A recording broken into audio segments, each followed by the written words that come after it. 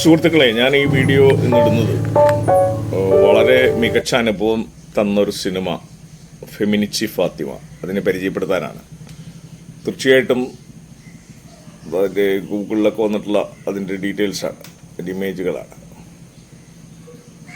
ഫെമിനിച്ചി ഫാത്തിമ ഫാസിൽ മുഹമ്മദ് സംവിധാനം ചെയ്ത ഫിലിമാണ്. നമ്മൾ ആലോചിക്കേണ്ട കാര്യം ഈ വെട്ടില്ല, കുത്തില്ല, ചതിയില്ല, പ്രതികാരമില്ല, പ്രേതമില്ല, ആത്മാവില്ല, കൊല്ലില്ല, കൊലപാതകമില്ല, ചോരയില്ല, കഴുത്തറക്കലില്ല, അലർച്ചയില്ല, മിത്തും പുരാണം വെച്ചുള്ള അതിൻ്റെ ഒരു അന്ധവിശ്വാസത്തിൻ്റെ അകത്തേക്ക് പോയിട്ടുള്ള അലർച്ചകളും പ്രതികാരങ്ങളും അങ്ങനെയുള്ള കാര്യങ്ങളൊന്നുമില്ല.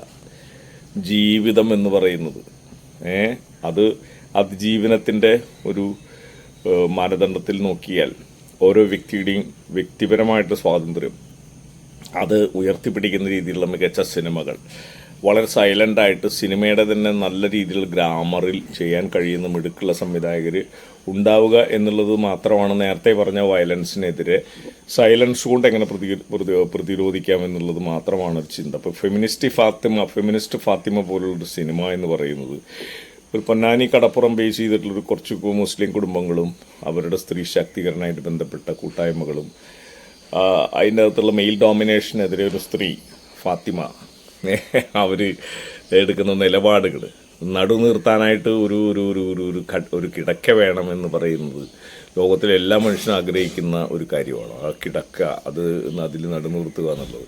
പക്ഷേ ചില കുടുംബ പ്രശ്നങ്ങളുടെ അകത്ത് വരുമ്പോൾ അത് സാധിക്കാതെ പോകുന്നു. പക്ഷെ അത് ഫൈറ്റ് ചെയ്ത് അതിൻ്റെതായിട്ട് നിലപാടുകൾ ഫാത്തിമ എടുത്തുകൊണ്ട് അതിലേക്ക് എത്തുന്നു എന്നുള്ളത്. അപ്പോൾ ഈ കൂട്ടായ്മയുടെ വേറൊരു സംഗതി അതിനകത്ത് ഗംഭീരമായിട്ട് കൊണ്ടുവരുന്നുള്ളൂ. വളരെ സൂക്ഷ്മ ബിംബങ്ങളിലൂടെയാണ് ഈ സിനിമ മേക്ക് ചെയ്തിട്ടുള്ളത്. അതിൻ്റെ സ്ക്രിപ്റ്റ് വൈസ് വളരെ സ്വാഭാവികമായിട്ട് സംഭവിക്കാവുന്ന കാര്യങ്ങളും അതേസമയത്ത് അതിൻ്റേതായിട്ടുള്ള ഒരു ചടുലമായ താളവും നിശബ്ദമായ താളവും രണ്ടും കൂടി വൈരുദ്ധ്യാത്മകമായി മിക്സ് ചെയ്തുകൊണ്ടാണ് സിനിമ ഏറ്റവും നല്ല സിനിമയിൽ ജീവിതത്തിൻ്റെ രണ്ട് പേസ് ഉണ്ടായിരിക്കും. ഒന്ന് വളരെ സ്പീഡിലുള്ള പേസ് ഉണ്ടായിരിക്കും, ഒന്ന് സ്ലോവിലുള്ള പേസ് ഉണ്ടായിരിക്കും. ബഹളമുള്ള സീനുകളുള്ളപ്പോൾ തന്നെ സൈലൻ്റ് സീനുകളുണ്ട്. ഈ വൈരുദ്ധ്യങ്ങൾ ഏറ്റവും ഭംഗിയായിട്ട് കോർക്കാൻ പറ്റുന്ന ആരുണ്ടോ അവരാണ് മികച്ച ഫിലിം മേക്കേഴ്സ് എന്ന് ഞാൻ പറയുന്നത്. ലോക സിനിമ ഇറ്റാലിയൻ നിയോ റിയലിസം മുതൽ ഇങ്ങനെ കൊണ്ടുവരുന്നുണ്ട്. അപ്പോൾ ഈ നിയോ റിയലിസ്റ്റിക് പാരമ്പര്യങ്ങളിൽ വരുന്ന അതിമനോഹരമായ ഒരുപാട് സിനിമകളുണ്ട്. നമ്മളിപ്പോൾ ഋതിക് കുമാർ ഘട്ടക്കിൻ്റെ മെഗാദാക്കതാരി ഒക്കെ സ്ത്രീകളുടെ സ്വാതന്ത്ര്യം തന്നെയാണ് ഉയർത്തിപ്പിടിച്ചിരിക്കുന്നത്. ഇപ്പോൾ ഈ ജനുസിൽപ്പെടുന്ന അതിശക്തമായിട്ടുള്ള സിനിമകളിലൊന്നാണ് KG ജോർജിൻ്റെ നമ്മുടെ 3 സ്ത്രീകളെ ബേസ് ചെയ്തിട്ടുള്ള അവരുടെ സ്വാതന്ത്ര്യമായിട്ട് ബന്ധപ്പെടുത്തിയിട്ടുള്ള സിനിമകൾ. അപ്പം അങ്ങനെ ഞാൻ പറഞ്ഞു വരുന്നത് അങ്ങനത്തെ ഒരു മൂന്നാം കണ്ണ് പലപ്പോഴും ഫിലിം മേക്കേഴ്സിൻ്റെ ഇടയിലില്ല. എന്താണ് ഈസിയായിട്ട് മാർക്കറ്റ് ചെയ്യാമോ എന്നാൽ വെട്ടും കുത്തും ചോരയും കഴുത്തറക്കലും വിരലുമുറിക്കലും ചെവി കടിച്ചെടുക്കലും ചോര കുടിക്കലും ഡ്രാക്കുളയും ഒക്കെ ആയിട്ട് ഇങ്ങനെയാണ് മനുഷ്യൻ ചിന്തിക്കുന്നത്. കലാമൂല്യമുള്ള സിനിമകൾ എങ്ങനെ ജനഹൃദയങ്ങളിലേക്ക് എത്തിക്കണം എന്നുള്ളതിനെക്കുറിച്ച് ഒരു സ്ക്രിപ്റ്റ് റൈറ്ററും ഡയറക്ടറും പലപ്പോഴും ആലോചിക്കാതെ പോകുന്നുള്ളതാണ്. മറ്റേ കണിയിൽ പെട്ടുപോകും മാർക്കറ്റിൽ കയറിയില്ല. അതിനൊക്കെ വിരുദ്ധമായിട്ടാണ് ഫെമിനിസ്റ്റ് ഫാത്തിമ. IFFKയിലെ കഴിഞ്ഞ വർഷത്തെ ഒരുപാട് അവാർഡ്സ് കിട്ടിയ ഫിലിമാണ്. ഫാസിൽ മുഹമ്മദിന് ഒരു ബിഗ് സല്യൂട്ട് ഉണ്ട്. അതിൽ അഭിനയിച്ച ഓരോരുത്തരും വളരെ സൂക്ഷ്മമായിട്ടുള്ള ബിഹേവിംഗ് ആണ് ചെയ്തത്. ആരും ആക്ട് ചെയ്യുന്നില്ല എന്നുള്ളതാണ് സത്യം. ബിഹേവ് ചെയ്യിപ്പിക്കാൻ പഠിപ്പിക്കുക എന്ന് പറയുന്നത് വലിയൊരു കാര്യമാണ്. ഫിലിം മേക്കേഴ്സ് ബിഹേവ് ചെയ്യുകയാണെന്ന് സംവിധായകൻ പറഞ്ഞു കൊടുക്കുന്ന കലയാന്നുള്ള രീതിയിലാണ് വരുന്നത്. സംവിധായകനെയാണ് 100% കല എന്നുള്ളതാണ് സിനിമ. അതിന് നടന്മാരെ കുറ്റം പറഞ്ഞിട്ട് യാതൊരു കാര്യവുമില്ല. ആദ്യമായി അഭിനയിക്കുന്ന ഏറ്റവും മനോഹരമായിട്ട് അഭിനയിപ്പിച്ച നടന്മാരുടെ ചരിത്രം തന്നെയുണ്ട്. നല്ല സംവിധായകരും എടുക്കുകൊണ്ടാണത്. അപ്പോൾ ഞാൻ വേറൊരു വീഡിയോ ഇടുന്നുണ്ട്. സംവിധായകൻ്റെ മാത്രമാണ് കലാസിനിമ എന്നുള്ള രീതിയിൽ. ഒരു നടനെയോ സാധാരണ മനുഷ്യനെയോ ഈ ഫോട്ടോഗ്രാഫി ചെയ്ത ആളെ എഡിറ്ററിയോ ഒന്നും കുറ്റം പറഞ്ഞിട്ട് യാതൊരു കാര്യമില്ല. ഫെമിനിച്ചി ഫാത്തിമ നിങ്ങൾ കാണണം. തീർച്ചയായിട്ടും തിയേറ്ററിൽ പോയി കാണണം. ഫാമിലിയായിട്ട് ബന്ധപ്പെടുത്തി കാണണം. ഞാൻ ഇന്നലെ രാമദാസിലെ ശ്രീകൃഷ്ണയിൽ 10-ാം തീയതി, അപ്പോൾ ഈ പറഞ്ഞ ഒക്ടോബർ 10-ന് ഞങ്ങൾ 9 മണിയുടെ ഷോ ആണ് കാണാൻ പോയത്. അത്യാവശ്യം ആൾക്കാരുണ്ട്. കുട്ടികളൊക്കെ ഭയങ്കര രസകരമായിട്ടിരുന്ന് ചിരിക്കുന്ന സീനുകൾ, കുട്ടികൾ ഭയങ്കര രസകരമായിട്ട് എൻജോയ് ചെയ്യുന്നുണ്ട്.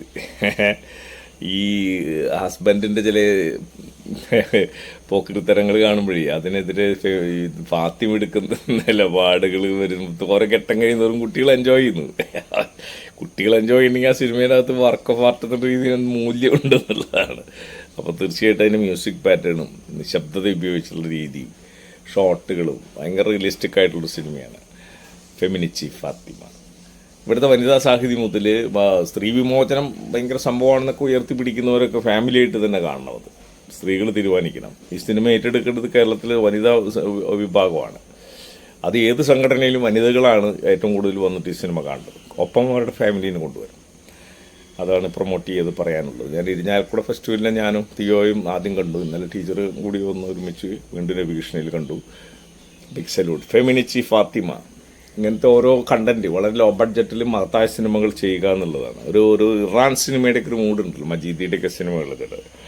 ആ ഒരു കൺസെപ്റ്റ് നമ്മുടെ അകത്തിങ്ങനെ കയറി വരും. മാത്രമല്ല നമുക്കറിയാം പ്രായോഗിക ബുദ്ധിയുള്ള സ്ത്രീകളുടെ ചരിത്രം.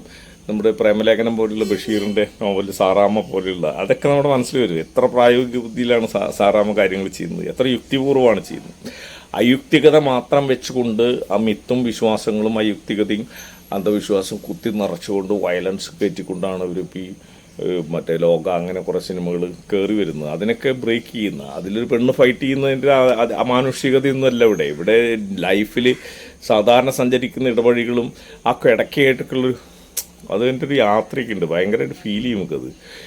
എന്തുമാത്രം അധ്വാനമാണ് അതിന് കൊടുക്കുന്നത്, എന്തുമാത്രം വേർപ്പാണ് കൊടുക്കുന്നത്. സീനുകളിൽ ഒരു തുള്ളി ചോര പൊടിയാതെ വേർപ്പ് മാത്രം നിറച്ചു കൊണ്ടുവരുന്ന ഭയങ്കരമായ വിഷ്വൽ ലാംഗ്വേജാണ് ചെയ്തിരിക്കുന്നത്. ഫാസിൽ മുഹമ്മദ് എന്ന് പറയുന്ന വളരെ കണ്ണിങ് ആയിട്ട് ചെയ്തിരിക്കുന്നത്, സട്ടിലായിട്ട് ചെയ്തിരിക്കുന്നത്. അതുകൊണ്ട് ഫെമിനിച്ചി ഫാത്തിമയ്ക്ക് വേണ്ടി ഞാൻ ഇത്രയും പറയുകയാണ്. പറഞ്ഞില്ലെങ്കിൽ കുറ്റബോധം ഉണ്ടാക്കും. വളരെ അപൂർവമായിട്ട് തന്നെ ആണ് ഇങ്ങനെ വല്ലപ്പോഴും നല്ല മനുഷ്യർ, നല്ല കല വേണം, ചരിത്രത്തിൽ അടയാളപ്പെടുത്തണം. വർക്ക് ഓഫ് ആർട്ടൊക്കെ എല്ലാം നമ്മൾ ഈ ബേക്കറി പോലെ ഇന്നത്തെ വിറ്റഴിക്കലല്ല, ചരിത്രത്തിൽ അടയാളപ്പെടുത്തണം. ലോക സിനിമയിൽ 100 സിനിമ എടുക്കുമ്പോൾ നമ്മളതിലുണ്ടോ? ലോക സാഹിത്യം എടുത്താൽ 10 എണ്ണത്തിൽ ഡോസ്റ്റോവസ്കി ഉണ്ട്. Film making it's a creative act. Deleuze എന്ന് പറയുന്ന ഫ്രഞ്ച് ഫിലോസഫർ പറഞ്ഞിരിക്കുന്നത് film making is a creative act, just like the novels written by Dostoevsky. അത്രയും ഹാർഡ് വർക്ക് ചെയ്ത് ജീവിതത്തിൻ്റെ ആഴങ്ങളും പരപ്പുകളും ഒരുമിച്ച് ചേർത്തുകൊണ്ട് ഡോസ്റ്റോവസ്കി നോവൽ എഴുതുന്ന പോലെ തന്നെയായിരിക്കണം നമ്മളൊരു ഫിലിം ആർട്ട് എന്നല്ല പറഞ്ഞത്, ഫിലിം ആക്ട് എന്നാണ് പറയുന്നത്. തിയേറ്ററും സിനിമയും ഒക്കെ അങ്ങനെ തന്നെയാണ്, നാടകമൊക്കെ. അതൊരു ക്രിയേറ്റീവ് ആക്ടാണ് ശരി. അപ്പോൾ ആ തലത്തിൽ ഹിസ്റ്റോറിക്കൽ റെലവൻസ് വരുന്ന, അതിൻ്റെ സത്യസന്ധമായി മീഡിയയോട് നീതി പുലർത്തുന്ന സിനിമകളാണ് വേണ്ടത്. അത്തരം സിനിമകളുടെ 100 എണ്ണം ഉണ്ടാവണം. നേരത്തെ പറഞ്ഞ ചോരയും കൊല്ലും കൊലപാതകം വെച്ച് മാർക്കറ്റിങ്ങൊക്കെ നടക്കും, 300 കോടിയൊക്കെ അവരുണ്ടാക്കും. അതൊന്നും നമ്മളെ ബാധിക്കുന്നില്ല. അതൊക്കെ നാട്ടുകാർ കൊടുത്ത് എന്താ ചെയ്യുക? അമ്പലം പള്ളിയൊക്കെ പണിയാൻ വേണ്ടി കോടികൾ കൊടുക്കുന്ന പോലെ തന്നെയായിട്ട് സത്യത്തിൽ ഈ വളരെ വർക്ക് ഓഫ് ആർട്ട് എന്നുള്ള രീതിയിൽ നമ്മളൊരു 50 ലക്ഷം കൊണ്ട് അല്ലെങ്കിൽ 1 കോടി അങ്ങ് ചിലവാക്കി നല്ലൊരു ഫിലിം എടുത്തു കഴിഞ്ഞാൽ അത് നിലനിർത്തുക. 10 കോടി അതിന് ലാഭം ഉണ്ടായാലും അടുത്തൊരു 5 സിനിമകൾ വരട്ടെ എന്ന് തീരുമാനിക്കുക. അങ്ങനെയാണ് നമ്മൾ സപ്പോർട്ട് ചെയ്യുന്നത്. ഈ ഹിസ്റ്റോറിക്കൽ റെലവൻസ് എന്നുള്ള അത് അടയാളപ്പെടുത്തലാണ്. അങ്ങനെ സംഭവിക്കട്ടെ. ഫെമിനിച്ചി ഫാത്തിമ എല്ലാവരും കാണുക. Okay, all the best. ഞാൻ ചക്കോടി അന്തിക്കാട്. ഇത് എൻ്റെ സ്നാപ്പ് എന്നുള്ള വിഭാഗത്തിൽ വരുമ്പോൾ 1594 സ്നാപ്പായിട്ടാണ് ഞാൻ ഈ വീഡിയോ നിങ്ങൾക്ക് മുമ്പിൽ തരുന്നത്. ഓക്കെ.